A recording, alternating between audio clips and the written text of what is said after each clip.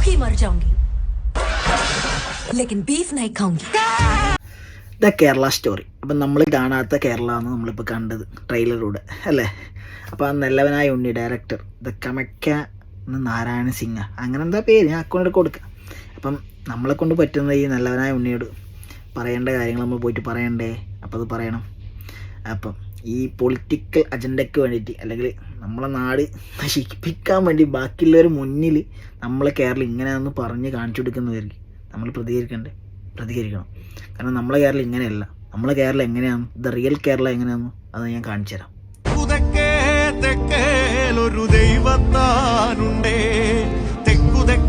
കാരണം ഇത് സംഖ്യകൾ എഴുതി കൊടുത്തിട്ട് അതേ കണക്ക് പോയി ഡയറക്റ്റ് ചെയ്ത പടമാണ്. അല്ല നമ്മളെ കേരളത്തിലത്തെ ഒരു കാര്യം നമ്മൾ കണ്ടിട്ടില്ല ട്രെയിലറിൽ. നമ്മളെ കേരളം ഇങ്ങനെയല്ല. പക്ഷേ ഒരു കാര്യം പറയുന്നുണ്ട്, നമ്മളെ CM അതായത് നമ്മളെ സഖാവ് ഒരു അടിപൊളി പച്ചക്കൊരു പോസ്റ്റ് ഇട്ടിട്ടുണ്ട്. അത് കണ്ടപ്പം സന്തോഷമായി. അപ്പോൾ ഈ പടം നമ്മളെ നാട്ടിൽ വന്നാൽ ഒരിക്കലും ആരും കാണാൻ പോരുത്. അങ്ങനെ അതിൻ്റെ പ്രൊഡ്യൂസറിന് അങ്ങനെ ലാഭം ഉണ്ടാക്കി കൊടുക്കേണ്ട ആവശ്യമില്ല. ഓക്കെ, നമ്മളെ നാട്ടിനെ ഇത്രയും മോശമായിട്ട് കാണിച്ചിട്ട് നമ്മളെ പോയി കാണേണ്ട ആവശ്യമില്ലല്ലോ.